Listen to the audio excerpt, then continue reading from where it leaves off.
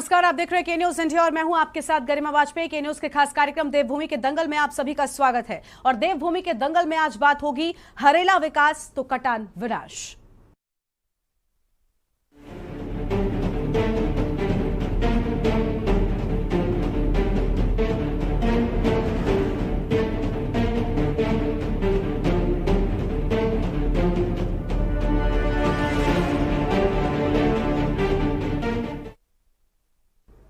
उत्तराखंड प्रदेश हरेला त्योहार मना रहा है और साथ ही जगह जगह पर पौधे भी उगाए जा रहे हैं।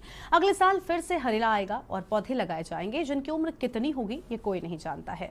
हरेला के दिन पौधे लगाने का रिवाज चला आ रहा है, लेकिन पेड़ पौधे बचाने के आंदोलन की फिर जरूरत पड़ रही है, क्योंकि राजधानी देहरादून में 2000 से ज्यादा पेड़ों पर संकट आन पड़ा है। राजधानी देहरादून के सहस्त्रधारा रोड के चौड़ीकरण के चलते 2000 से ज्यादा पेड़ों की जिंदगी खतरे में है। अब सवाल यह है कि एक तरफ तो हम पेड़ लगा रहे हैं, हरेला मना रहे हैं, और दूसरी ओर 40 से 50 साल पुराने पेड़ों को काट रहे हैं। ऐसे में उत्तराखंड की धरोहर माने जाने वाले इन पेड़ों को विकास के नाम पर काटा जा रहा है।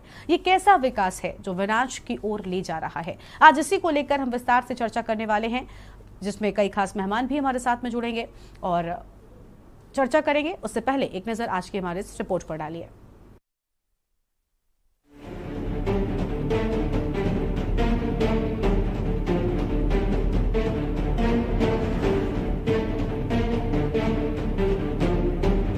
उत्तराखंड हाईकोर्ट में देहरादून सहस्त्रधारा रोड के चौड़ीकरण के लिए 2057 पेड़ों के प्रस्तावित कटान के खिलाफ दायर जनहित याचिका पर सुनवाई हुई। कोर्ट की खंडपीठ ने मामले को सुनने के बाद पूर्व के आदेश को संशोधन करते हुए रोड चौड़ीकरण के आदेश पर लगी रोक को हटा दिया है। कोर्ट ने राज्य सरकार को निर्देश दिए हैं कि 972 पेड़ों को दूसरी जगह ट्रांसप्लांट करे। रोड के दोनों तरफ वहां उगने वाले पेड़ लगाएं और इनकी 5 साल तक देखरेख करेंगे, जिसकी रिपोर्ट प्रत्येक 6 माह के भीतर कोर्ट में प्रस्तुत करेंगे। मामले में पहली रिपोर्ट दिसंबर दूसरे सप्ताह में पेश करेंगे। आज राज्य सरकार ने इस संबंध में कोर्ट में अंडरटेकिंग दी। सुनवाई के दौरान अवगत कराया कि रोड का चौड़ीकरण करना बहुत आवश्यक है, जिससे सरकार 1066 यूकोलिप्टस के पेड़ों को काटना चाह रही है। इन पेड़ों की उम्र 40 साल से अधिक हो चुकी है। 72 पेड़ इसी तरह रहेंगे और 465 जो महत्वपूर्ण हैं उन्हें ट्रांसप्लांट कर रहे हैं, जिस पर कोर्ट ने 972 पेड़ों को ट्रांसप्लांट करने को कहा है। देखिए, सहस्त्रधारा रोड के चौड़ीकरण को लेके राज्य सरकार की ओर से जो है लोक निर्माण विभाग और वन विभाग उत्तराखंड, इन दोनों विभागों की ओर से यह कोशिश की गई थी कि 2200 पेड़ का कटान किया जाए, और इसके लिए उन्होंने तैयारी भी कर ली थी। कुछ पेड़ों को काटा भी गया था। इसके विरोध में आशीष गर्ग, जो देहरादून के ही रहने वाले एक समाजसेवी हैं, उन्होंने एक जनहित याचिका दाखिल की थी, जिसमें पूर्व में माननीय उच्च न्यायालय ने एक स्थगन आदेश पारित किया था। आज उस आदेश को मॉडिफाई करते हुए माननीय उच्च न्यायालय ने केवल यूकेलिप्टस के ही पेड़ों को काटने की परमिशन राज्य सरकार को दी है, यह मानते हुए कि यूकेलिप्टस के पेड़ों से उतना पर्यावरण का संरक्षण नहीं होता। हाईकोर्ट में मामले की सुनवाई होने के पश्चात याचिकाकर्ता आशीष गर्ग का मानना है कि कई सालों के जवाब उनको संतुष्टिजनक नहीं मिल पाए। याचिकाकर्ता ने इस पूरे प्रकरण को सुप्रीम कोर्ट ले जाने का फैसला लिया, जिसमें जल्द ही सुप्रीम कोर्ट से जल्द ही कोई जवाब मिल सकता है। क्या है पूरी कहानी, सुनिए याचिकाकर्ता की जुबानी। हम हाईकोर्ट के फैसले के बाद सुप्रीम कोर्ट में हम जा रहे हैं, क्योंकि कुछ हमें लगता है कि कुछ हमारे जो कई बातों का संज्ञान नहीं लिया गया, लेकिन उसके बावजूद आप जैसे देख रहे हैं कि यूकेलिप्टस के पेड़ों का बेहद तीव्र गति से कटान चालू है, और इसी के चलते हमने कल इन पेड़ों को, जो कि पर्यावरण को संरक्षित रखते हुए शहीद हुए हैं, उनको श्रद्धांजलि देने का कार्यक्रम किया था। वहीं कांग्रेस के प्रदेश अध्यक्ष करण मेहरा का मानना है कि विकास के लिए कटान होना तो ठीक है, लेकिन इसके साथ साथ अधिक से अधिक पेड़ों को लगाने, साथ ही उनकी देखभाल के लिए भी सरकार को ध्यान देना चाहिए। सिर्फ यह बोलने से काम नहीं चलता कि आप प्रदेश में आइए और एक पौधा लगाइए, लेकिन जो विकास साथ पर्यावरण में जो कटान हो भी रहा है उसके साथ साथ पेड़ों को सुनिश्चित जगह पर लगाने पर भी ध्यान देना चाहिए। बोला मैंने कि कटान होना डेवलपमेंट में ये होता है कि पेड़ काटे जाते हैं, लेकिन उसकी भरपाई करने के लिए जिस तरीके से लैंड बैंक की बात हुई थी अन्य रोड में, जो हमारे एशियन डेवलपमेंट बैंक से जो पैसा आ रहा है, नाबार्ड से आ रहा है, उन जगहों में कंपलसरी था कि आपको लैंड बैंक बनाना है, उनमें वृक्षारोपण होगा। उसी तर्ज पे जो सहस्त्रधारा का आपने मामला उठाया, या यहाँ से जो हमारा रुड़की वाला मार्ग है उसमें कई पेड़ों का कटान हो रहा है। उसके अलावा जो हमारा गंगोत्री रोड है उसमें भी कटान हो रहा है, उसकी भरपाई सरकार को प्लांटेशन करके करनी चाहिए। वही विकास को लेकर चलने वाली भाजपा पार्टी अब यह मान रही है कि अगर विकास को लेकर वृक्ष कट भी रहे हैं तो उनको ज्यादा से ज्यादा लगाकर पर्यावरण पर भी ध्यान देना यह सरकार की प्राथमिकता है। उत्तराखंड राज्य का अधिकांश भूभाग वन आच्छादित है। हमको दोनों तरह का संतुलन बनाना पड़ेगा। एक तरफ हमें पर्यावरण का भी ध्यान रखना पड़ेगा, एक तरफ हमें विकास का भी ध्यान रखना पड़ेगा। अवस्थापना विकास के लिए अगर कहीं पर वृक्षों को काटना पड़ता है तो निश्चित उसमें ये भी नियम बनाया गया है कि उसके स्थान पर अन्य स्थानों पर वृक्षारोपण किया जाए। प्रदेश का सबसे चर्चित पहाड़ी त्योहार हरेला आज पूरे प्रदेश में बहुत धूमधाम से मनाया गया, जहां बच्चे से लेकर सूबे के मुख्यमंत्री ने वृक्षारोपण कर सबको हरेला की बधाई भी दी और साथ ही हर प्रदेश में आने वाले कांवड़ यात्रियों से भी एक वृक्ष लगाने की अपील तक कर दी। लेकिन वही राजधानी में जिस तरीके से लगातार पेड़ों का कटान हो रहा है, सवाल यह भी उठता है कि प्रदेश में चिपको आंदोलन जैसे बड़े आंदोलन वृक्षों की रक्षा के लिए हुए तो वृक्ष बचाओ को लेकर कोई ठोस नीति या कोई त्योहार क्यों नहीं मनाया जाता। नैनीताल से कांता पाल, देहरादून से राजेश वर्मा की रिपोर्ट।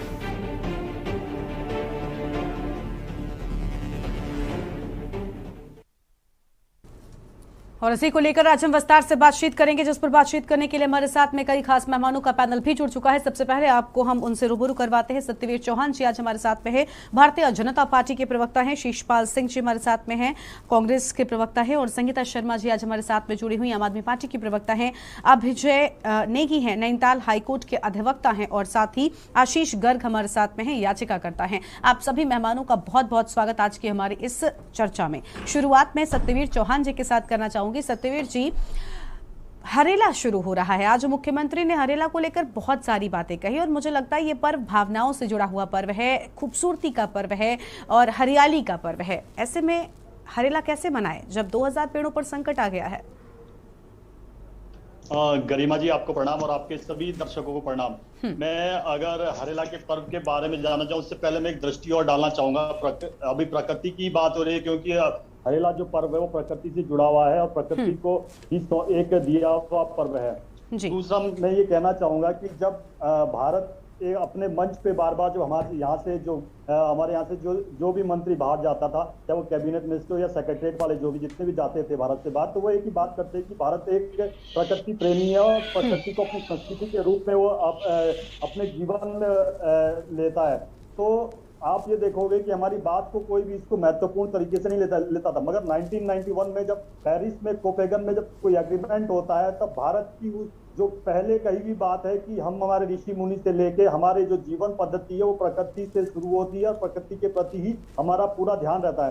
तो आप देखिए कि जब उत्तराखंड का निर्माण होता है उसके बाद इस पर्व को किस प्रकार से एक स्वर में पूरा उत्तराखंड मनाता है। आज आप देख रहे हो विभिन्न राज्यों में इस पर्व के लिए आप देख रहे हो शुभकामनाओं से लेकर कहते हैं कि उत्तराखंड एक प्रकृति प्रेमी प्रदेश है और यहाँ पर निरंतर से जिससे विश्वव्यापी आपने देखे होंगे कि उसका असर पड़ा है। आंदोलन हुआ, चाहे चिपको आंदोलन मधुसूदन, जो कि एक नारी, यहाँ की इतनी मजबूत नारी जो पहाड़ में रहती थी, गौरा देवी, एक दूरस्थ क्षेत्र में, अति दूरस्थ क्षेत्र में कहना चाहूंगा। उसके बाद आप देखे होंगे सुंदरलाल बहुगुणा से लेके, मगर मैं ये भी आपको कहना चाहूंगा कि जो इस बार जब सरकार का गठन होता है, फिर महामहिम राज्यपाल अपने उद्बोधन में कहते हैं कि उत्तराखंड का अगर आप विकास करते हो तो प्रकृति के अनुसार करना चाहिए। तो हमने प्रकृति का जो पालन है उसको कर रहे हैं, और विकास के आधार पर आप देख रहे होंगे जिस प्रकार से जो पूर्व सैनिकों निरंतर वो पौधे लगा रहे हैं। और संगठन के आधार पर मैं आपको कहना चाहूंगा कि हरेला के तहत हमारे बूथ से लेके मंडल से लेके जिले से लेके प्रदेश तक ये कार्यक्रम मनाया जा रहा है। और हमारा जो लक्ष्य है इस बार का कि 5 लाख से अधिक पौधे लगाने का। अभी हमारे प्रदेश अध्यक्ष जी ने भी पौधे लगाए। हाँ। और वही हमारा ध्येय है कि किस प्रकार से यहाँ के पर्यावरण को विकास के अनुरूप ढाला जाए।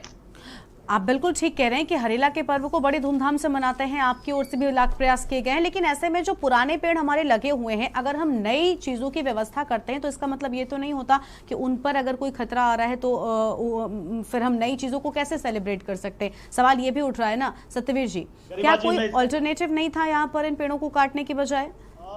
गरिमा जी, मैं थोड़ा सा कहना चाहूंगा, मैं इतना विशेषज्ञ नहीं हूँ, मगर जितना मैं जानता हूँ, एक एज होती है पेड़ की भी, चाहे वो उस रास्ते में आ रहे हो ना हो, अलग विषय है कि वो विकास के लिए रहो, मगर पेड़ की एक एज होती है, उसके बाद उसकी फंक्शनिंग भी कम हो जाती है, ये सबको मानना होगा। दूसरा मैं ये कहना चाहूंगा कि कुछ हमारी जो जिस प्रकार की यूकेलिप्टस है, वो जितना पानी अपने अंदर संचित करता है, वो जमीन का जो लेवल होता है उसके लेवल के स्तर को भी कम करता है। मैं केवल ये नहीं कह रहा हूँ कि उस पेड़ काटना जरूरी है, मगर वो पेड़ जो हमारा जो लेवल होता है, वाटर लेवल होता है, उसको बहुत ही कम कर देता है। अगर आप जैसे जामुन के पेड़ है या, लेकिन मुझे जितना पता है कि सरकार की ओर से या जब भी कहीं पर भी, वो मैं आपके राज्य की बात नहीं कर रही हूँ, जब सड़कों के किनारे पेड़ लगते हैं तो यूकेलिप्टस के पेड़ों की संख्या सबसे ज्यादा होती है। ये बात उस वक्त ध्यान में क्यों नहीं रखी जाती? जस्ट मैं एक सवाल के तौर पर मैं भी पूछ रही हूँ, क्योंकि मुझे भी इस बात, अगर आप कह रहे हैं कि पानी के वाटर लेवल को जो है वो कम करता है जमीन के, तो ऐसे में तो फिर ये बात पहले भी ध्यान में रखनी चाहिए। इन प्लानों को क्यों, इन पेड़ों को क्यों प्लांट करते हैं? कोई और पेड़ प्लांट करिए आप। देखो, ये अगर आप कहना चाहोगे तो हाँ। ये उस समय की जो स्थितियां रही होगी उसके अनुरूप रखा होगा कि उसकी जरूरत होगी, मगर अब जैसे जैसे जागृत हो रहे हैं, अब इन पेड़ों से सरकार निरंतर दूर होती जा रही है। अब उन पेड़ों को लगाया जा रहा है जो वाटर लेवल का जो लेवल है उसको बनाए रखे, और उसी और सरकार अब उसी तरह का पौधारोपण कर रही है। लगभग ये सभी प्रदेशों में हो रहा है, मात्र उत्तराखंड में नहीं है। और सरकारों का ध्यान इसी और है किस प्रकार से वाटर लेवल को मेंटेन किया जाए और प्रकृति को भी किस प्रकार से मेंटेन किया जाए। जिस प्रकार से natural resources day by day कम होते जा रहे हैं, उसको कैसे संचित किया जाए, उसी और हमारा पूरा ध्यान है। ठीक है। शिषपाल सिंह बिष्ट जी हमारे साथ है, कांग्रेस पार्टी के प्रवक्ता हैं। शिषपाल जी, आप कुछ कहना चाहेंगे? अभी सुना आपने सत्यवीर चौहान जी को, वो कह रहे हैं कि विकास के लिए अगर इस तरह से पेड़ काटे जा रहे तो उसका कोई अल्टरनेटिव नहीं है। उन्होंने कहा कि यूकेलिप्टस के पेड़ जो हैं वो जमीन के वाटर लेवल को भी कम करते हैं, तो ऐसे में तो मुझे लगता है यूकेलिप्टस के पेड़ों को कम प्लांट करना चाहिए, जबकि सड़क किनारे मुझे ज्यादातर यही प्लांट्स दिखाई देते हैं। देखिए गरिमा जी, भारतीय जनता पार्टी के प्रवक्ताओं की आदत है कि वो बहुत जल्दी जो है पार्टी के एजेंडे पे आ जाते हैं, और ये सत्यवीर चौहान जी की गलती नहीं है कि उन्होंने ऐसा बयान दिया। आपको याद होगा कि हफ्ते भर पहले मेरे से मीडिया वाले बाइट ले गए थे, और इनके एक बड़े नेता, शायद वो राज्यसभा सदस्य हैं, उन्होंने भी बयान दिया था कि साहब ये कोई बड़ी बात नहीं है और पेड़ तो कटेंगे यार, इसको कौन रोक सकता है। देखिए, गैर जिम्मेदाराना बातें ये लोग करते हैं। आज पर्यावरण के लिए पूरी दुनिया के अंदर जिस प्रकार से आपके मन में गरिमा जी, मेरे मन में, तमाम सामाजिक संगठनों में, पूरे देश और दुनिया, हर भारत के नागरिक के मन में पर्यावरण संरक्षण के लिए एक भावना है, और ये लोग कहते हैं कि पेड़ साहब कटने चाहिए। ये किस प्रकार की बात हुई? अभी सहजधारा रोड पे 2000 पेड़ों की बात, आप इधर से डाटकाली से और बिहारीगढ़ के ऊपर तक चले जाइए, मेरे ख्याल में 10,000 से ज्यादा पेड़ों की, और मेरे ख्याल में कई लाखों में उनकी संख्या में वो काटे जा रहे हैं। अभी रायपुर के अंदर नई विधानसभा जो बनने के लिए भी आप नया मामला है, आप देखिए वहां पर भी हजारों पेड़ों की ये लोग बलि देंगे। ये अल्टरनेट नहीं देखते हैं, नए पौधे क्या होना क्या चाहिए, मैं आपसे पूछ रही हूँ। अगर आपको लगता है कुछ है तो ऐसा बताइए, क्योंकि सरकार सुझाव, हम तो कह रहे हैं सुझाव अगर अच्छे निकलेंगे तो जरूर हम इनको बताएंगे। आपको लगता है कुछ ऑल्टरनेटिव हो सकते हैं? हाँ, मेरी बात आप मुझे पूरा करने दीजिए। बिल्कुल हरीश रावत जी की सरकार में, जब 2014 में हरीश रावत जी की सरकार के दौरान में आप देखेंगे, उन्होंने फॉरेस्ट विभाग में एक जांच का आदेश दिया था। उन्होंने कहा कि जो हम वृक्षारोपण के लिए, इसके संरक्षण के लिए जो पैसा देते हैं, उसमें 80% लग नहीं रहा है जमीन पर, ये कहाँ जा रहा है, उसके लिए जांच के आदेश दिए थे। और उन्होंने एक यहाँ पर सामाजिक संगठन है, संस्था है धाद, आप उत्तराखंड में उसका बहुत बड़ा कंट्रीब्यूशन है हरेला के लिए, उसी की डिमांड पर ही हरेला की छुट्टी भी बाद में घोषित हुई है और आज पूरे पर्व के रूप में जो ये मनाया जा रहा है, उसके लिए रायपुर से आगे अगर आप माल देवता के लिए जाएंगे, एक स्मृति वन करके जगह है, बहुत जगह उसको अलॉटमेंट किया गया। वहां आज आप देखिए कि पर्यावरण संरक्षण के किस प्रकार का काम हो रहा है। तो इस प्रकार के आइडिया, ये काम देखिए, पर्यावरण संरक्षण में आप जब तक पौधारोपण, करोड़ों पौधे, मैं आंकड़ों में अभी बताऊंगा कितने पौधे हर साल ये लोग लगा रहे हैं, और वो जमीन पे अगर हम करोड़ों पेड़ लगा रहे हैं तो भाई वन भूमि क्षेत्र बढ़ना चाहिए ना। तो जो ये सर्वे की रिपोर्ट इनकी, भारत सरकार की जो लैंड के लिए फॉरेस्ट डिपार्टमेंट है, उसकी जो सर्वे रिपोर्ट कहती है कि उत्तराखंड में पिछले मतलब इतने वर्षों में करोड़ों पेड़ लगे, लेकिन वन भूमि मतलब पॉइंटों में, 0 पॉइंटों में नहीं बढ़ी। तो भाई अगर पेड़ लग रहे हैं तो वन भूमि क्षेत्र बढ़ना चाहिए, नहीं बढ़ना चाहिए? उल्टा जो है 50,000 हेक्टेयर भूमि जो है उत्तराखंड में जो वन भूमि थी वो समाप्त हो गई है। और ये खनन के नाम पर, ये अन्य विकास की गतिविधियों के नाम पर समाप्त हुई है, इसमें कोई दो राय नहीं है। लेकिन मैं कह रहा हूं कि इसके मामले में बहुत गंभीरता के साथ अगर इतनी भूमि, वन भूमि समाप्त हो रही है, इतने पेड़ अगर काटे जा रहे हैं, तो उसका तरीका मैंने आपको बताया कि आप स्मृति वन को रायपुर में जाकर के देखिए, आप उस समय के जो हमने जांच के आदेश दिए थे उसको देखिए, फॉलो करना चाहिए सरकारों को। लेकिन क्या होता है कि नई सरकार आती है, पिछली सरकार के कामों को जो है वो कर देते हैं। आप देखिए, तो ये चिंता गरिमा जी आज हर नागरिक की चिंता है। अब मेरे साथ यहाँ पर्यावरण मित्र बैठे हैं, हाई कोर्ट से माननीय वकील साहब बैठे हैं जो इस लड़ाई को हाई कोर्ट में लग रहे हैं। ऐसे संघर्षशील जुझारू नौजवान, ऐसे लोगों को मैं नमन करता हूं जो पर्यावरण के लिए रात दिन संघर्ष कर रहे हैं और कहीं ना कहीं आपके हमारी आवाज को वहां तक, उस स्तर तक बुलंद कर रहे हैं। ये भले ही हम राजनीतिज्ञों की बड़ी जिम्मेदारी है, लेकिन कभी कभी देखिए राजनीतिक क्षेत्र की आप समझते हैं कि नहीं, बिल्कुल ठीक कह रहे हैं आप कि देखिए अगर कहीं इस तरह की चीजें होती हैं तो जनता भी आवाज उठाती है, क्योंकि इसमें सबसे बड़ा जो इसका प्रभाव है वो जनता पर पड़ता है और सीधा प्रभाव जनता पर पड़ता है, जिसके चलते नुकसान और फायदे भी जनता को ही पड़ेंगे। आम आदमी पार्टी से संगीता जी आज हमारे साथ में जुड़ी हुई। संगीता जी, बहुत स्वागत आपका भी हमारी चर्चा में। कुछ कहना चाहेंगी, क्योंकि आपने सुना कि हरेला पर्व की शुरुआत और ऐसे में 2000 पेड़ों पर संकट। मुझे लगता है कि ये एक हास्यास्पद बात हो गई कि हम हरेला की शुरुआत कर रहे हैं, दूसरी ओर पेड़ों पर संकट आन पड़ा है।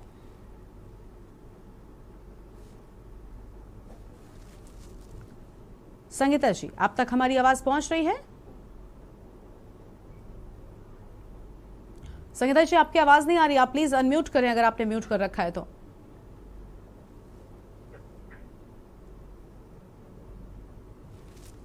संगीता जी की आवाज हम तक पहुंच नहीं पा रही है ठीक से।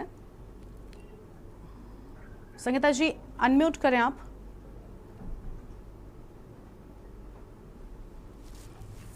तो संगीता जी को हम सुन नहीं पा रहे हैं। हमारे साथ में आशीष गर्ग जी भी जुड़े हुए हैं, याचिकाकर्ता हैं। आशीष जी, आपका बहुत स्वागत के न्यूज पर। आशीष जी, आपने एक याचिका डाली जिसमें सवाल ये उठाया, देखिए सवाल उठाना मुझे, आशीष जी आप भी अनम्यूट करें, आपकी भी आवाज हम तक नहीं पहुंच रही है।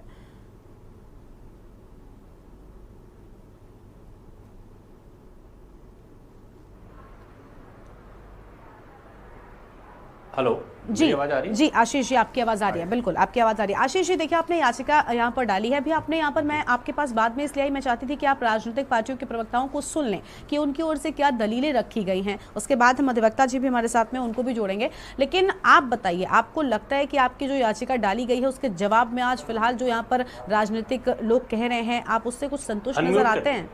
आप उससे कुछ संतुष्ट नजर आते हैं क्या? आशीष जी, कुछ कहना चाहेंगे आप दोनों ही प्रवक्ताओं की बात सुनने के बाद? नहीं, देखिए मैं एक अपनी अलग तरीके से बात करना चाहता हूँ। बिल्कुल।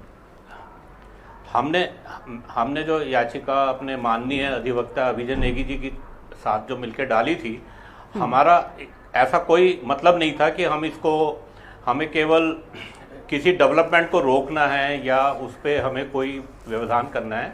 हमने एक जो प्रपोजल दिया था, एक बहुत ही जिसे कह सकते हैं सस्टेनेबल प्रपोजल दिया था, जिसमें आपका रोड भी चौड़ा हो सकता था और इन पेड़ों को भी बचाया जा सकता था। हमने ऐसा था कि जब शुरू में ही, जब ये 2018 में ये बात चल रही थी, तो हमने एक सीएम पोर्टल के थ्रू एक रिक्वेस्ट हमने पीडब्ल्यूडी को डाली थी और हमने एक बहुत अच्छा प्रपोजल उनके सामने रखा था, जिसमें ना केवल ये रोड चौड़ा होता, जिसमें जैसे आपके जो सड़क के किनारे जो बिजली के पोल्स वगैरह होते हैं, इनको आप हटा सकते हैं, अंडरग्राउंड कर सकते हैं। साथ ही साथ जो भांति भांति के जो इंक्रोचमेंट्स हैं उनको हटा के तो हमने ये देखा था कि एक लेन तो आपको वैसे ही मिल सकती है, और उसके साथ साथ देखिए आज की डेट में जो मिनिस्ट्री ऑफ अर्बन ट्रांसपोर्ट की जो गाइडलाइंस हैं, इसमें आपको रोड को इक्विटेबल बनाना है। इक्विटेबल से मेरा मतलब ये है कि रोड केवल 4 व्हीलर्स के लिए नहीं है, ये रोड आपके जो पैदल चलने वालों के लिए भी है और साइकिलिस्ट के लिए भी है, या जो छोटा मोटा रोजगार धंधा करते हैं उनके लिए भी है।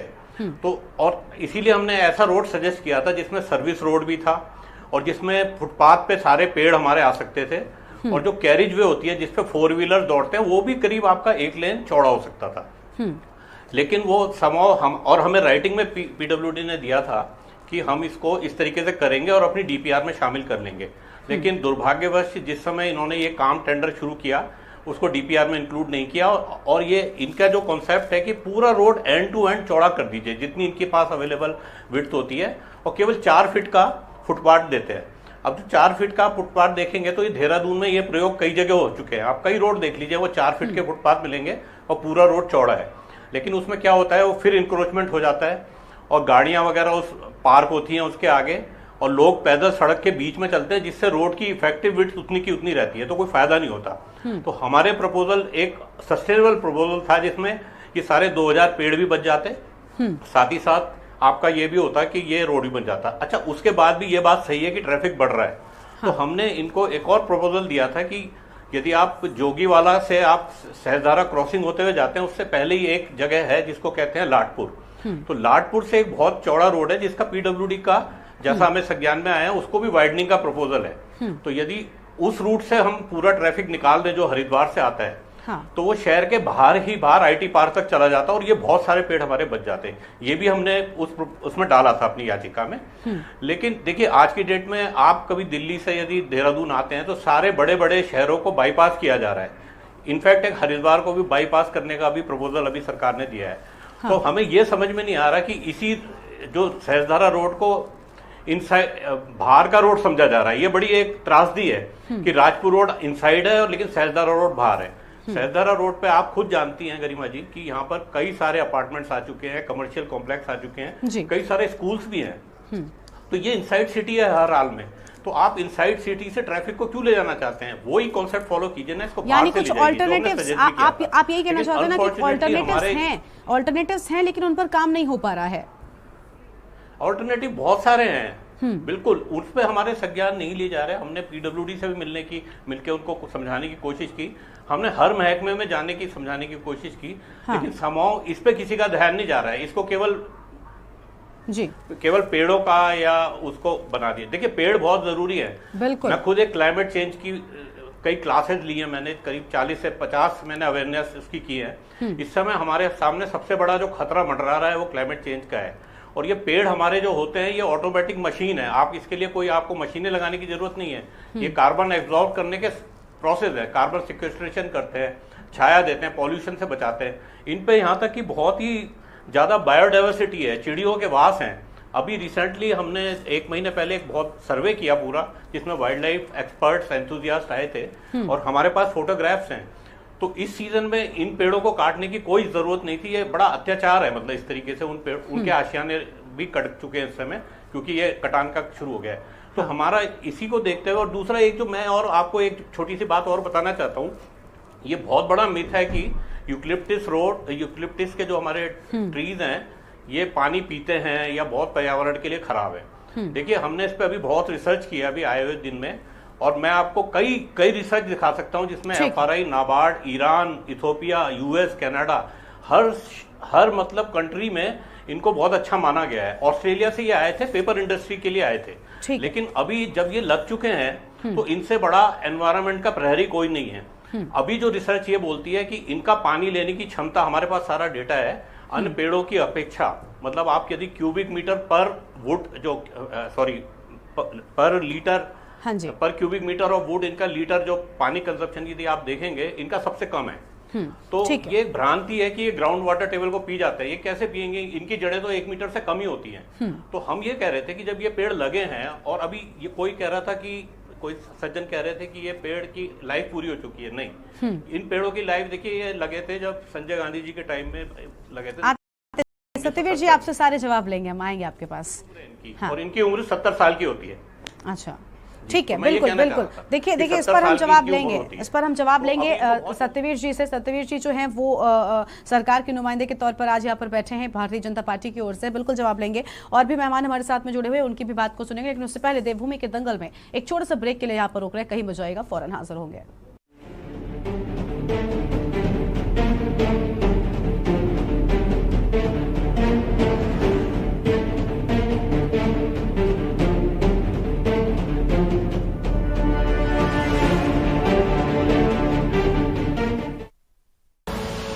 आप देख रहे हैं के न्यूज, खबरों का सारथी। गोल्डी हिंग का तड़का लगे तो सभी दबा के खाते हैं। गोल्डी हिंग कण कण में जान।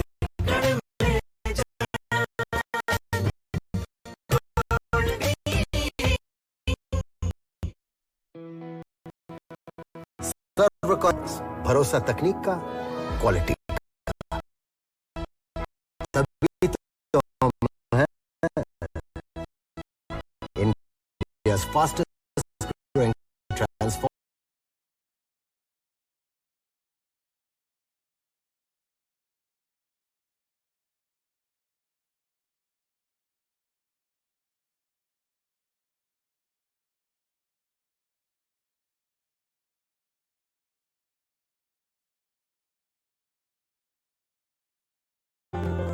विमल बोलो जुबां केसरी। आप देख रहे हैं के न्यूज, खबरों का सारथी।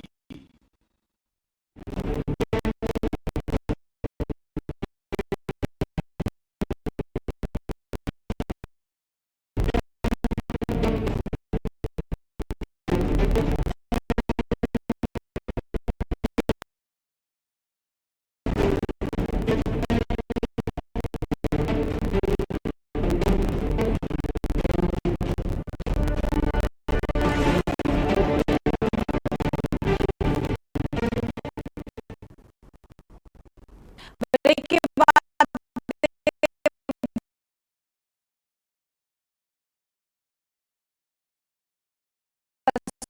स्वागत है और आज बात कर रहे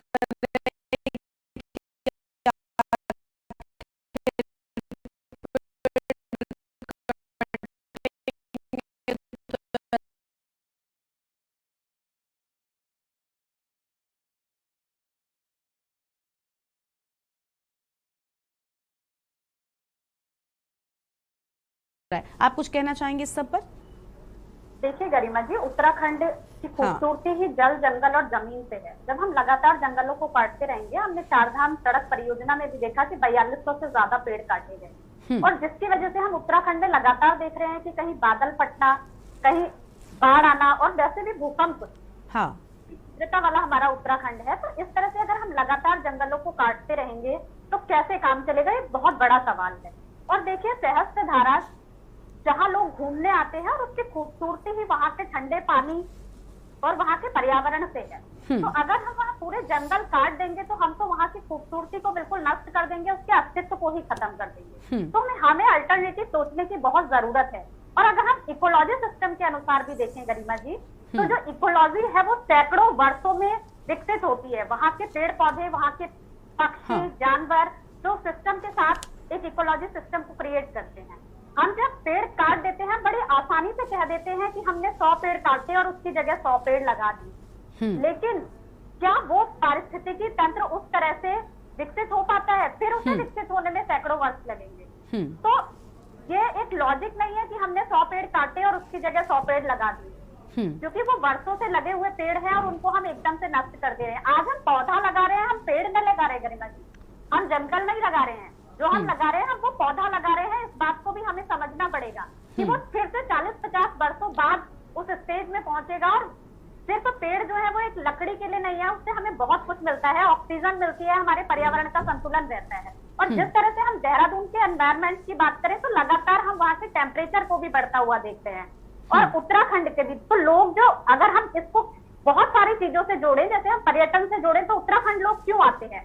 गर्मी से लोग उत्तराखंड में इसलिए आते हैं क्योंकि उत्तराखंड में बहुत से इलाके हैं, चाहे वो मसूरी हो, नैनीताल हो, वहाँ ठंडा रहता है, वो वहाँ घूमने के लिए आते हैं।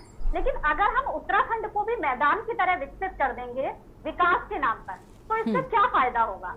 तो आप यहाँ उत्तराखंड की खूबसूरती को बने रहने दीजिए, इसका अल्टरनेटिव सोचिए। और जैसे आशीष जी ने कहा कि अल्टरनेटिव है, तो देखिए जहाँ पेड़ है, अगर हम घुमावदार सड़क बना दें वहां पर, बेशक टाइम ज्यादा लगेगा, वो चौड़ी एक सार नहीं होंगी कि आप उनपे गाड़ियां दौड़ा सकें, आपको घुमा घुमा कर गाड़ियां ले जानी पड़ेंगी, लेकिन आपका पर्यावरण सुरक्षित रहेगा, हमारे जंगल सुरक्षित रहेंगे। तो अल्टरनेटिव ढूंढने पड़ेंगे, तभी उत्तराखंड की खूबसूरती भी बच पाएगी। केवल पेड़ काटने से नहीं होगा, जिस तरह से हमने चाहे चारधाम परियोजना हो, ऑल वेदर रोड हो, और अभी सहस्त्रधारा, हम लगातार पेड़ कटते हुए देख रहे हैं। बिल्कुल ठीक है। अभी हमारे साथ में अभिजय नेगी जी भी जुड़े हुए हैं, नैनीताल हाईकोर्ट के अधिवक्ता हैं। अभिजय जी, आपका भी बहुत स्वागत आज की हमारी इस चर्चा में। आप इस पूरी याचिका पर, इस लड़ाई को आगे बढ़ा रहे हैं, ऐसे में आप बताइए, अभी आपने सुना यहाँ पर सभी को चर्चा में, सत्यवीर जी हैं जो कि बीजेपी की ओर से हमारे साथ में है, और कांग्रेस से हमारे साथ में शीशपाल जी हैं। हर व्यक्ति का ये कहना है कि देखिए कहीं ना कहीं इन पेड़ों के बारे में सोचना जरूर चाहिए। आशीष जी जो याचिका करता है वो भी कह रहे हैं कि ऑल्टरनेटिव्स एक नहीं बल्कि बहुत सारे में हैं। ऐसे में सरकार क्यों नहीं सोच रही है? क्योंकि पेड़ लगाने के लिए भी सरकार ही प्रेरित करती है, वो जनता को मोटिवेट भी करती है, अपील भी करती है, और ऐसे में हरेला पर्व की शुरुआत, इतने पेड़ों पर खतरा, आखिर क्यों नजरअंदाज इस बात को कर रही है सरकार? आपको लगता है कि इसके पीछे क्या वजह हो सकती है? देखिए, जो मुझे लगता है वजह हो सकती है वो सिंपली ये है कि सरकार कुछ भी सरकार ही नहीं बल्कि ज्यादातर देखा जाए तो जो नौकरशाह हैं, जो ब्यूरोक्रेट्स हैं, जो अल्टीमेटली सरकार को चलाते हैं, वो कुछ भी आउट ऑफ द बॉक्स नहीं सोचना चाहते, वो कुछ भी क्रिएटिव नहीं करना चाहते। और सैडली जो हमारा राजनीतिक नेतृत्व है वो भी कुछ आउट ऑफ द बॉक्स करने की कोशिश नहीं करता। जैसा कि याचिकाकर्ता ने अभी बताया, उन्होंने 2018 में इसको भांप लिया था, आशीष गर्ग जी ने, उन्होंने इसके ऊपर एक सजेशन दिया था। और एक बार मैं और ऐड करना चाहूंगा जो हुआ था उनके सजेशन के उपरांत, कि पीडब्ल्यूडी के चीफ इंजीनियर ने खुद चिट्ठी लिखकर जो है अपने समकक्ष अथॉरिटी को बोला था कि आशीष गर्ग जी के सजेशन के अनुसार पहले आप अतिक्रमण हटाएं, पहले आप जो है पेडेस्ट्रियन मार्ग बनाएं, पेड़ों को यथावत रखने की कोशिश की जाए। 2018 में ये सब कमिटमेंट हुए थे। अब देखिए क्या होता है, सरकारी तंत्र कैसे चलता है। अब सड़क का चौड़ीकरण होना है तो इसके ठेके दिए जाएंगे, ठेके दिए जाएंगे तो ठेकेदार आएंगे तो बोली लगाई जाएगी, बड़ा पैसा चलेगा, सबका 10% 12% शेयर होता है, सब जानते हैं सिस्टम को। तो जब सबका एक शेयर होता है तो अगर पेड़ वहीं खड़े हैं तो शेयर कैसे बढ़ेगा? तो इसलिए कोई भी रचनात्मक सुझाव करना ही नहीं चाहता, कोई सोचना ही नहीं चाहता, और ये लैक ऑफ विजन का एक बहुत बड़ा उदाहरण है। दूसरी बात यह है कि देखिए हमें ये भी समझना पड़ेगा ये किस जगह के पेड़ कट रहे हैं। सहस्त्रधारा को 1000 धाराओं वाला जो एरिया माना जाता है, इतनी खूबसूरत वो जगह है। सहस्त्रधारा किसके तटों पर है? सोंग नदी के तट पे है। अगर आप ईस्टर्न फ्लोइंग रिवर्स देखें जो दून वैली से जाती हैं, रिस्पना की हालत क्या है हम सब जानते हैं, बिंदाल की हालत क्या है हम सब जानते हैं। सोंग नदी जो एकमात्र जीवित नदी है अभी ईस्टर्न फ्लोइंग दून वैली की, वो सहस्त्रधारा में है। अब आपने 1000 पेड़ काटने का निर्णय ले लिया, यथावत आपने रखने की उनको कोशिश नहीं करी। आप पेड़ों को एक बाधा की तरह देखते हैं कि किसी तरह ये कट जाए और वहां पे सड़क आ जाए। जैसा कि आशीष जी ने भी बहुत अच्छे से सबको एक्सप्लेन किया कि एक पेडेस्ट्रियन का वॉकिंग ट्रैक होता है, एक साइकिलिस्ट का साइकिलिंग ट्रैक होता है। हमने तो ये स्टडीज भी लगाई थी कि जरूरी नहीं है कि केवल चौड़ीकरण से जो है ट्रैफिक ईज हो जाता है, क्योंकि आप एक तरीके से एनकरेज कर रहे हैं लोगों को कि अपने निजी वाहन निकाले, पब्लिक ट्रांसपोर्ट पर आप ध्यान नहीं देना चाह रहे। बस जैसे 18वीं सदी में कोई सोचता था ना सड़क बनानी है पेड़ काट दो, 21वीं सदी में भी हमारे नौकरशाह और हमारा नेतृत्व वैसे ही सोचता है। और हमारे लिए खराब बात देखिए ये है कि कहीं ना कहीं माननीय उच्च न्यायालय में सरकार यह बताने में सफल हुई कि इतनी बड़ी जरूरत है। उनका तर्क ये था माननीय उच्च न्यायालय में कि अगर हमने अभी नहीं काटे तो हमारा बजट लैप्स हो जाएगा। और जैसा आशीष जी ने भी कई जगह पॉइंट आउट किया कि इन्होंने संडे तक को आरी चला रहे हैं, क्योंकि जहां तक मेरी जानकारी है कि ये मामला माननीय उच्चतम न्यायालय में भी अभिनय जी, मैं एक चीज और आपसे पूछना चाहूंगी कि जब इस लड़ाई को आप लड़ते हैं तो मैं तो ये भी जानना चाहती हूँ कि दलीलें जो होती हैं ऑपोजिशन के आपकी ओर से वो क्या होती है, क्योंकि मुझे लगता है पेड़ों को काटने की क्या दलीलें दी जा सकती है, जानना चाहती है प्रदेश की जनता। देखिए इस मामले की माननीय उच्च न्यायालय में 3 सुनवाई हुई। पहली सुनवाई में माननीय उच्च न्यायालय ने 6 मई को एक पूर्णतः स्थगन आदेश पारित करा था। उस समय भी प्लान था कि इनकी कटाई शुरू हो जाए, शायद 3 पेड़ उन्होंने काट भी दिए थे। उसको पूरी तरह स्टे कर दिया था। और वही सरकार जो अहम मुद्दों पर न्यायालय में महीनों महीनों सालों जवाब नहीं देती है, उसने इस मामले में 2 से 3 सप्ताह में वन विभाग और पीडब्ल्यूडी दोनों ने अपने जवाब फाइल कर दिए। उस जवाब में उन्होंने ये कहा कि एक रिपोर्ट का हवाला दिया कोई भुवनेश्वर के प्रोफेसर की कि सड़कें चौड़ी होनी चाहिए, पर उसी रिपोर्ट में कहीं इस बात का जिक्र नहीं था कि सड़कें चौड़ी करने के लिए पेड़ काटो, 1000 पेड़ काटो। फिर जब मामला दोबारा सुनवाई पर आया तो सरकार ने ऐसा हो हल्ला न्यायालय में मचाया, उन्होंने कहा कि पूरा विकास रुक गया, सहस्त्रधारा जाम ऐसा पड़ गया है, चौक हो गया है। तो निश्चित तौर पर जो है न्यायालय ने भी इस बात को बहुत गंभीरता से लिया और हमसे प्रति जवाब देने को कहा, हमने भी जवाब डाला। लेकिन अंत में देखिए, ट्रांसप्लांटेशन पर सरकार ने एक अंडरटेकिंग दी, कितने फलदार वृक्ष हैं वहां पर, उसके ट्रांसप्लांटेशन का जो सक्सेस रेट है वो आपको याचिकाकर्ता बेटर बताएंगे, देहरादून में बहुत पुअर रहा है। 10 पेड़ परेड ग्राउंड में ट्रांसप्लांटेशन के लिए गए, 10 के 10 मर गए। यहाँ तो अब 1000 पेड़ ट्रांसप्लांटेशन के लिए जाने हैं। और जो ये इस तरीके के सड़क, हम सब जानते हैं कि ये कोई ऐसा नेशनल हाईवे था नहीं, इसका कोई और विकल्प नहीं था। नहीं, और पेड़ों के ट्रांसप्लांटेशन का मतलब क्या है? क्योंकि बहुत मुझे लगता है कि जो एक होता है ना कि प्रोबेबिलिटी बहुत ज्यादा कम होती होगी उसमें उनके ठीक हो पाने की। देखिए, ट्रांसप्लांटेशन का मतलब सिंपली ये होता है कि जैसा वृक्ष खड़ा है उसको ऐसे उठाया जाए कि उसकी जड़ ना कट जाए और उसको किसी अन्य जगह रख दिया जाए। लेकिन ये वह उत्तराखंड है जिसका कॉम्पेंसेटरी एफोरेस्टेशन का रिकॉर्ड देश में सबसे पुअर है। हमारा ये स्थिति है कि हम अन्य राज्यों में जाकर ट्रांसप्लांटेशन करते हैं। आपको बताना चाहूंगा, ये एयरपोर्ट चौड़ीकरण के लिए भी ये थानों के जंगलों के पीछे पड़े हुए हैं, जहां हमने स्थगन आदेश, भगवान की दया से वहां पर स्थगन आदेश आज भी बरकरार है, वरना ये थानों को भी बर्बाद कर देंगे। तो वहां पर भी इनकी यही योजना है, न्यायालय में एफिडेविट पर लिख दो, ट्रांसप्लांट कर देंगे। और उसके बाद जो है, ओहो वो तो गिर गया, वो तो बुलडोजर से कट गया। तो देखिए, हमारे लिए उम्मीद की बात यह है कि माननीय उच्चतम न्यायालय में अभी भी पेंडिंग है और हम उम्मीद करते हैं कि यूकलिप्टस पर जो भ्रांति फैली हुई है, जिसको कहीं ना कहीं माननीय उच्च न्यायालय भी मान चुकी है, उस पर माननीय उच्चतम न्यायालय एक सही निर्णय देगी।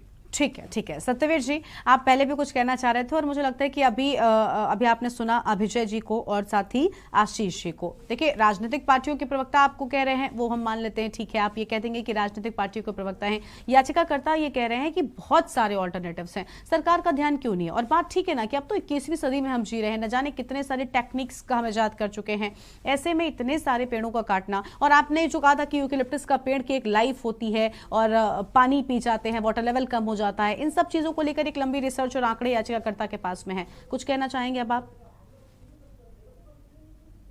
सत्यवीर जी, अनम्यूट करें, सबसे पहले अनम्यूट करें।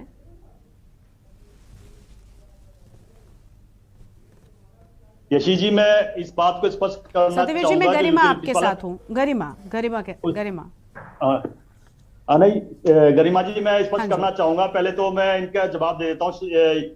कांग्रेस के जो प्रवक्ता है, जो कह रहे थे कितने पेड़, तो मैं उनको, ये पेड़ गिर गए, तो उनको मैं पहले इतना भूतपूर्व प्रधानमंत्री राजीव गांधी का केवल एक वक्तव्य याद दिलाना चाहूंगा 1984 का, जब वो संसद प्रधानमंत्री आवास से बाहर निकलते हैं कि एक पेड़ गिरता है तो जमीन हिलती है। उसके विषय में नहीं जाना चाहता, मगर मैं इतना इनको याद दिलाना चाहता हूँ। दूसरा, मुझे इतना ही लगता है कि हरीश रावत प्रेमी हर डिबेट में मैं देखता हूँ। और दूसरा, मैं कहना चाहूंगा कि जिस प्रकार से कर्ण मेहरान जी ने अपना बयान दिया, अगर उस पर यह आते तो इस प्रकार का ना होता। दूसरा, मैं कहना चाहूंगा कि हमें हमारे ऊपर जो यूकेलिप्टस वाला बोला, मैंने ये बोला कि सभी पेड़ों की अपनी एक उम्र होती है, उसके बाद उनकी फंक्शनिंग कम हो जाती है। और एक मैं उदाहरण, तो क्या उन पेड़ों को काट दिया जाता है? जिन पेड़ों की फंक्शनिंग कम हो जाती है उनको काट दिया जाता है? ये, मैं कृषि से जुड़ा हुआ व्यक्ति हूँ, मैं आपको बताना चाहूंगा, मैंने कृषि बहुत समय तक करी है। दूसरा, मैं आपको बताना चाहूंगा कि नॉर्थ ईस्ट स्टेट में बांस की खेती होती है, उस पर पूर्णतः प्रतिबंध था, जबकि वो पेड़ों की संख्या में ही नहीं आते हैं। कभी किसी ने इसी और ध्यान ही नहीं दिया। आज देख लीजिए, उसको पेड़ की संख्या से आता ही नहीं, वो पेड़ों की संख्या में पता नहीं कौन इतना महान था कि जो उसको पेड़ों की संख्या दे रहा था। जो लोग अपने लिए खेती कर रहे थे, उसके उनका आर्थिक मजबूती हो। जब 2014 में सरकार आई, परिवर्तन आया, उसके खिलाफ आवाज उठाई, तो आज वो मुक्त है और वो आज आय का साधन है। दूसरा, मैं कहना चाहूंगा कि अगर आप यूकेलिप्टस का मैं उदाहरण देना चाहूंगा, मैं थोड़ा बहुत जानता हूं उसके बारे में, क्योंकि हमारे खेतों के बगल थे। अगर आप उसके बगल में जाओगे तो उसके नीचे की अगर हाथ लगाओगे यूं, तो पूरी मिट्टी आपको सूखी मिलेगी कईयों फुटों तक। इतनी स्थिति उसकी बुरी होती है। और हमारी जमीन के बगल में वो बागान था, कुछ ही पेड़ लगे हुए थे, हमारी जो फसलें होती थी वो पूरी तरह नष्ट हो जाती थी। तो यूकेलिप्टस का तो मैंने आपको, और सबसे अच्छे अगर पौधे, अगर आप, मैं एक और सिटी का नाम लेना चाहूंगा, ग्रेटर नोएडा। आप ग्रेटर नोएडा में चले जाइए, आपको एक भी यूकेलिप्टस का पेड़ नहीं मिलेगा, वहां के सारे जामुन के पेड़ मिलेंगे, क्योंकि वो पानी को, लेवल को मेंटेन करता है और बहुत सारा पानी अपने अंदर कंटेंट रखता है, जिससे कि आने वाले समय में वो उसका लेवल को मेंटेन करता है। और मैं कहना चाहूंगा कि हमारी सरकार ने, उत्तराखंड सरकार ने, मैं आपको बताना चाहूंगा, तीरथ सिंह रावत के समय में हमारा विजन था, अभी हमारी बात कर रहे थे, अभी जय जी कह रहे थे, हमारी सरकार अगर चलती है तो जनता के द्वारा चलती है। मैं आपको बताना चाहूंगा कैसे चलती है। हमारा बजट सत्र हुआ, उससे पहले भी हमने आपके गरिमा जी, आपके डिबेट आपने, हाँ बिल्कुल आपने सुझाव लिए थे, लेकिन सत्यवीर जी आप ठीक कह रहे हैं कि आपकी सरकारें, हर व्यक्ति यही दावा करता है ना कि हम जनता के लिए काम कर रहे हैं। अभी याचिकाकर्ता ने कुछ कहा है कि वो कह रहे हैं कि उनके पास तो बहुत सारे ऐसे रिसर्च हैं जिस पर ये बात साबित हुई है कि यूकेलिप्टस के पेड़ के साथ जो भ्रांति जुड़ी हुई है वो नहीं है सच। आप कुछ कहना चाहेंगे? आशीष जी अभी सुन रहे हैं आप सत्यवीर जी को, वो कह रहे हैं कि ऐसा कुछ भी नहीं है और ये पेड़ जो है वो जमीन के वाटर लेवल को कम करता है। सरकार ने चली है, सीएनजी बसों के लिए अगर चलाने की बात करी है तो हमने करी है, हम जो कहते हैं वो करते हैं और पूरी तरीके से धरातल पर करते हैं। लेकिन ऑल्टरनेटिव को लेकर बात हो रही है ना, कि अगर ये ऑल्टरनेटिव का सुझाव दे रहे हैं, अभी आपने भी कहा कि बजट सत्र हुआ, हमने सुझाव ले लिया, आपने तो सुझाव लिए थे ना, उस पर भी हमने चर्चा की थी, लेकिन आज जब ये सुझाव दे रहे हैं तो ये सुनना क्यों नहीं चाहते आप? गरिमा जी, मैं आपको कहना चाह रहा हूं कि हमें, हमारे ऊपर अभी जिस प्रकार से एक अधिवक्ता जी ने कहा कि हमने पर्यावरण की दृष्टि से कुछ नहीं किया। आपने देखा होगा कि जिस प्रकार से भी प्रत्येक बूथ से लेके मैंने प्रदेश तक बताया किस प्रकार से हम पौधारोपण कर रहे हैं। 5 लाख तक हमारा लक्ष्य है और उस लक्ष्य को हम पूरा करेंगे, हमें पूरा। और ठीक है, हम ये नहीं कह रहे ना, हम क्या कहते हैं, हम ये नहीं कह रहे हैं, लेकिन अगर आप एक जगह पर पौधे लगा रहे हैं, जैसे संगीता जी अभी कह रही थी कि 100 पौधे लगाएंगे तो क्या 100 पेड़ों को काट देंगे? नहीं ना। अगर सड़क बना रहे हैं और उसका ऑल्टरनेटिव आपको सुझाव के तौर पर दिया जा रहा है, वो चाहे अधिवक्ता साहब दें, याचिकाकर्ता दें या राजनीतिक पार्टी के प्रवक्ता दें, आपको सुझाव को लेने में क्या समस्या है? अगर ऑल्टरनेटिव्स हैं, बिना पेड़ों को काटे जो सड़कें हैं उनका निर्माण किया जा सकता है, बिना प्रकृति को नुकसान पहुंचाए, तो क्या बुराई क्या है उसमें? सत्यवीर जी आते हैं, उसके बाद शीशपाल जी, उसके बाद आपके पास आता है कि भाई ये बोलिए।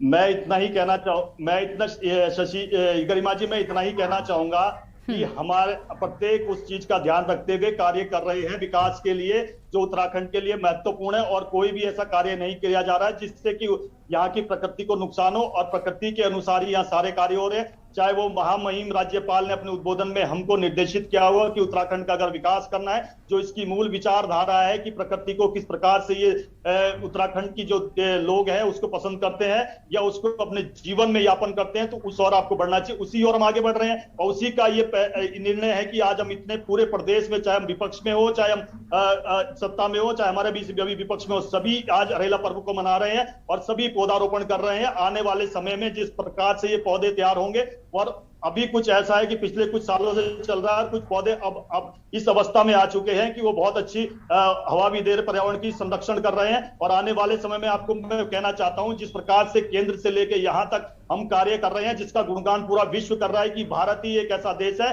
जो प्रकृति के लिए सबसे ज्यादा काम कर रहा है। और जिस प्रकार से सोलर एनर्जी के रूप में हमने काम किया है ना, और हम इस बात पर, हम कब कह रहे हैं कि आपने ये सब नहीं किया? हम इस एक मुद्दे को लेकर बात कर रहे हैं जहां पर सहस्त्रधारा के लिए 2000 पेड़ों पर संकट आ गया है। आप उस पर बात क्यों नहीं करते? हम कब आप पर आरोप लगा रहे हैं कि आपने पर्यावरण के लिए कुछ किया ही नहीं है?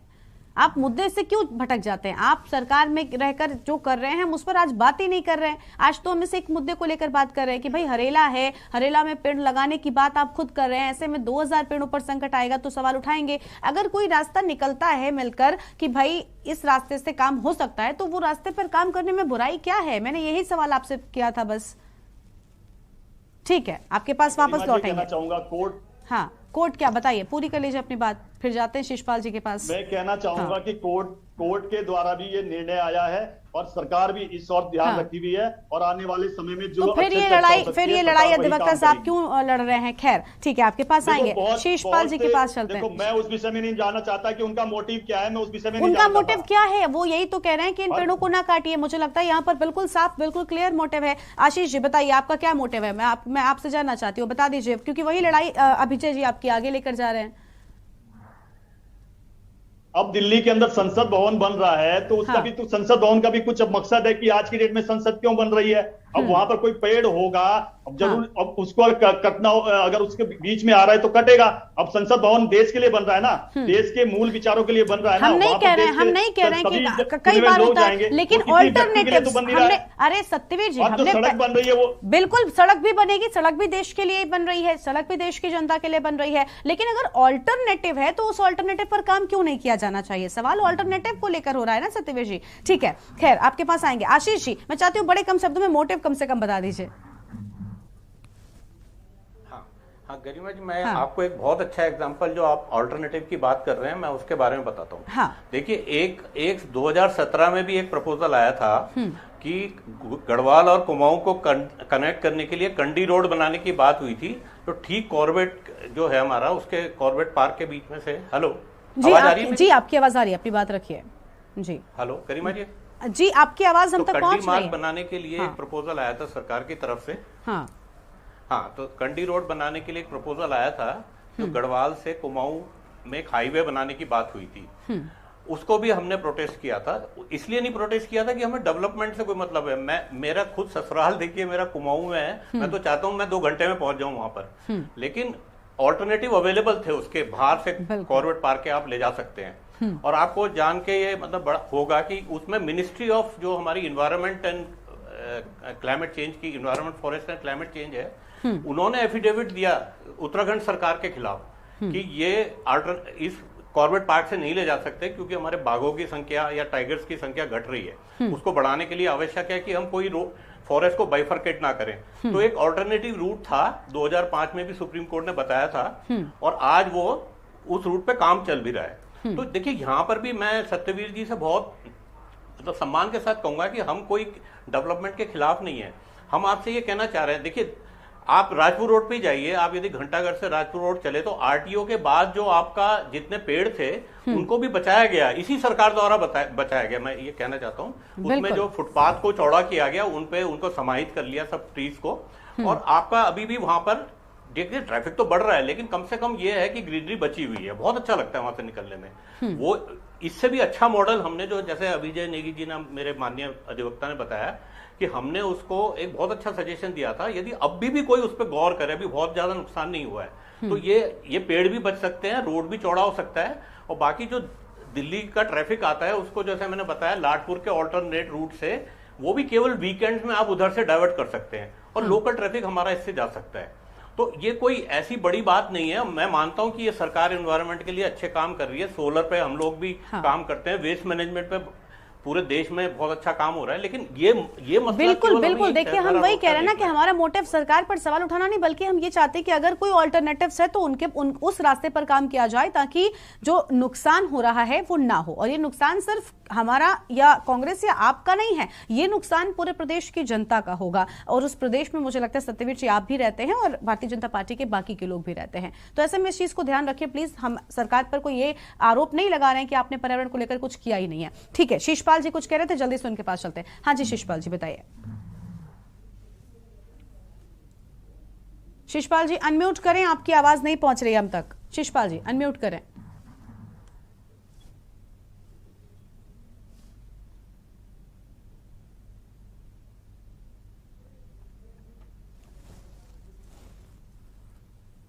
जी शिशपाल जी आपकी आवाज नहीं आ रही है हम तक, आप प्लीज अनम्यूट करें।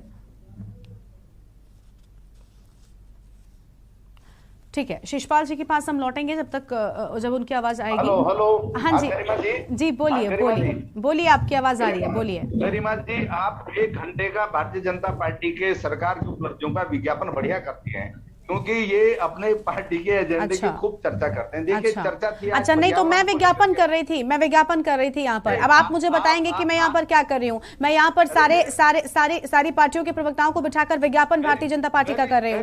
गरिमा जी, मैं आपके लिए नहीं कर रहा हूँ, मैं सत्यवीर जी के लिए कह रहा था कि ये सरकार की उपलब्धियों पर आ जाते हैं बार बार की। अच्छा नहीं तो पर आपने मेरा नाम लिया शिशपाल जी, आपने मेरा नाम लिया। गरिमा जी, मैं आपको संबोधित करके बात कर रहा हूँ, आप ऐसा मत लें। अच्छा ठीक है, कह रहा था कि 1 घंटे का फ्री विज्ञापन करते हैं। देखिए ये पूरी नहीं, आपको मैंने पूरा मौका दिया, आप ये आरोप भी हम पर नहीं लगा सकते। सत्यवीर जी से हमने सवाल किए, वो विज्ञापन अगर वो अपनी सरकार की उपलब्धियों को गिना रहे थे शिषपाल जी, तो मैंने उनको टोका भी कि हम ये नहीं कहते कि आप कुछ नहीं कर रहे हैं, आप ऑल्टरनेटिव पर। मैंने उनसे 100 सवाल किए, सबसे ज्यादा सवाल मैं हमेशा सत्ता पक्ष के लोगों से करती हूँ, तो इसमें विज्ञापन जैसा कम से कम मत कहिए प्लीज शिषपाल जी, इस तरह की बातें नहीं चलेंगी। आप पूरी बात सुन लीजिए, पर्यावरण संरक्षण की बात की, पर्यावरण के लिए क्या हो रहा है, और पूरी बात यूके लिप्ट इसके पेड़, तो मैंने टोका ना, मैंने उनको टोका उस बात पर। हाँ, अब आप अपनी बात पूरी करिए, अब अपना पक्ष रखिए। पेड़ों के कटान का सवाल केवल सहस्त्रधारा रोड का नहीं है, पूरे उत्तराखंड की समस्या है। मैंने कहा कि 50,000 हेक्टेयर भूमि इसकी भेंट चढ़ गई है।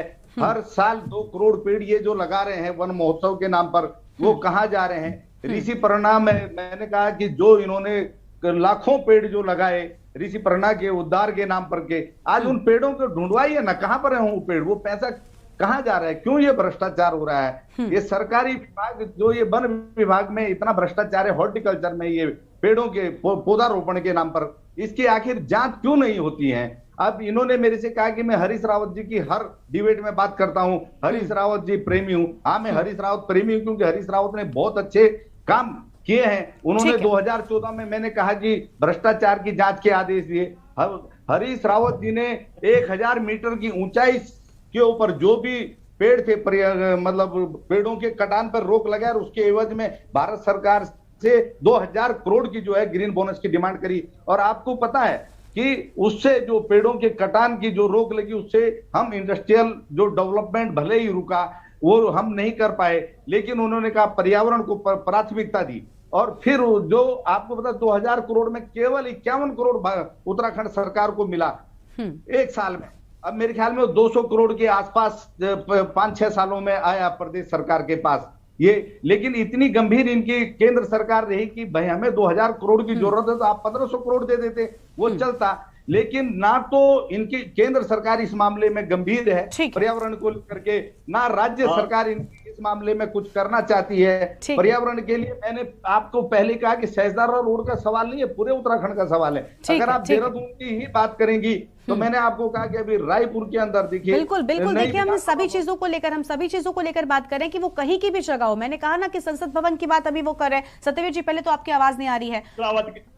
ये देखिए सत्यवीर जी, मुझे ना टोके, फिर अगर आप दलगत बात ठीक है, मैं अब सत्यवीर जी को समय नहीं दूंगी, नहीं तो मुझ पर आरोप लगेंगे। शिषपाल जी, कांग्रेस पार्टी के प्रवक्ता मीडिया कर्मियों पर आरोप लगाने के लिए बिल्कुल रेडी रहते हैं, जबकि पूरा वक्त देते हैं। अभी ज्यादा सवाल क्या करें आपसे, आप सत्ता में आइए, आप जिम्मेदारी संभालिए, आपसे भी हम सवाल कर लेंगे। ठीक है, प्लीज अभी दोनों लोग शांत हो जाइए। मुझे अभिजय जी की प्रतिक्रिया चाहिए। अभिजय जी, आप अभी सुन रहे हैं यहाँ पर राजनीतिक पार्टियों की जो ये नोकझोंक होती है। सत्यवीर जी प्लीज आप लोग शांत हो जाइए, मैं अभी अभिजय जी की बात सुनती हूँ। देखिए, राजनीतिक पार्टियों की नोकझोंक के बीच में ये एक दूसरे पर आरोप प्रत्यारोप लगाते हैं। ऐसे में आपको लग रहा है कि सिर्फ क्या यही वजह है कि ऑल्टरनेटिव्स पर ध्यान नहीं दिया जा रहा है, क्योंकि मोटिव यहाँ पर कुछ और निकल कर आ रहा है? क्या इन लोगों का मोटिव ये है ही नहीं? क्या इनका ध्यान यहाँ पर नहीं है कि पेड़ किसी तरह से बचाए जा सके, बल्कि इनका ध्यान तो सिर्फ और सिर्फ क्रेडिट लेने में है? ऐसा तो नहीं आपको लगता? देखिए, मैं उम्मीद करता हूं कि जो पैनलिस्ट हैं, इवन जो सरकार सत्यवीर जी हैं, वो भी व्यक्तिगत रूप से हम सबसे सहमत होंगे। वो अभी एक पक्ष रख रहे हैं, सरकार भी देखिए उसने एक एनालिसिस किया, जैसा आशीष जी भी कह रहे हैं, हम लोग सब भी कह रहे हैं कि विकास सबको चाहिए। ऐसा नहीं है कि नहीं चाहिए, ऐसा नहीं कि हमने अभी पंखा नहीं चलाया हुआ है या हम गाड़ी में नहीं बैठ रहे हैं, लेकिन किस तरीके का विकास चाहिए वो मुद्दा है ना। तो 92 में दुनिया के सभी सभ्य देशों ने सस्टेनेबल डेवलपमेंट, संतुलित विकास को विकास की एकमात्र परिकाष्ठा बताया। हमारा बस मुद्दा वही है। और जहां तक देखिए, मुझे लगता है मोटिव की बात हमें नहीं करनी चाहिए। मुझे थोड़ा खराब भी लगा सत्यवीर जी से सुन के। वो जानते हैं कि चिकित्सा के क्षेत्र में मैंने उन्हीं के साथ काम करके हमने जो है चिकित्सा में कुछ करने की कोशिश करी। तो मोटिव की बात नहीं करनी चाहिए कि किस मोटिव से कोई कुछ कर रहा है, किसका, आशीष गर्ग जी का क्या भला हो जाएगा अगर एक चिड़िया को अपना दरौंदा मिल जाएगा। प्रदेश की जनता के हित का ही मोटिव है, वो किसी के भी ओर से आवाज उठाई जाए। और मुझे लगता है हित की बात तो सरकार भी करती है, और बीजेपी तो सबसे आगे इसमें क्रेडिट लेती है कि हम जनता के हित की बात करते हैं। यही मुझे लगता है संगीता जी भी कहेंगे और यही शिषपाल जी भी कहेंगे। ऐसी चीज जो हो सकती है वही की जाए, और हम पेड़ों को यथावत रख के सड़क को चौड़ा करें, उनका भी काम हो। और जो देखिए, हम रिकॉग्नाइज करें कि कौन ये एलिमेंट्स हैं जो कटान चाहते हैं। कॉन्ट्रैक्टर चाहेगा, नौकरशाह चाहेगा, हम ये रिकॉग्नाइज करते हैं क्योंकि उनको ये सिंपल लगता है। हाँ, जो चीज नहीं, सिंपल लेकिन अभिजय जी आप बिल्कुल ठीक कह रहे हैं कि ये लोग किसके अंडर में काम करते हैं ये भी बहुत अहम हो जाता है। सरकार अगर चाहेगी तो मुझे लगता है बिल्कुल भी इस तरह की चीजें नहीं होंगी, क्योंकि सरकार आदेश कर देगी तो फिर पेड़ नहीं काटे जाएंगे। तो इसलिए हम सरकार से सबसे ज्यादा सवाल कर रहे हैं शीशपाल जी, सरकार से ही हम सवाल करेंगे क्योंकि जिम्मेदारी फिलहाल उनके पास है। तो कृपया करके आरोप मत लगाइए मीडिया पर कि प्रचार प्रसार करने के लिए हम यहाँ पर उनके सुनते हैं। खैर, आप सभी मेहमानों का बहुत बहुत शुक्रिया आज की हमारी चर्चा में आने के लिए और अपनी बात रखने के लिए। वक्त कम है, आज की हमारी चर्चा को हमें यहीं पर रोकना पड़ रहा है। तो आज हम बात कर रहे थे कि एक तरफ हरेला का पर्व, दूसरी तरफ 2000 से ज्यादा पेड़ों पर खतरा मंडरा रहा है। तो ऐसे में हरेला के पर्व की बात करना भला कितना सही है। हम यही उम्मीद करते हैं कि इन पेड़ों को लेकर कुछ ऑल्टरनेटिव्स निकाले जाएंगे, इन पेड़ों को नहीं काटा जाएगा और प्रदेश की हरियाली को हरेला के इस पर्व पर बरकरार रखा जाएगा। देवभूमि के दंगल में आज मेरे साथ बस इतना ही। आप देखते रहिए के न्यूज इंडिया। नमस्कार। इस कार्यक्रम के प्रायोजक करता है गोल्डी हिंग, कण कण में जान।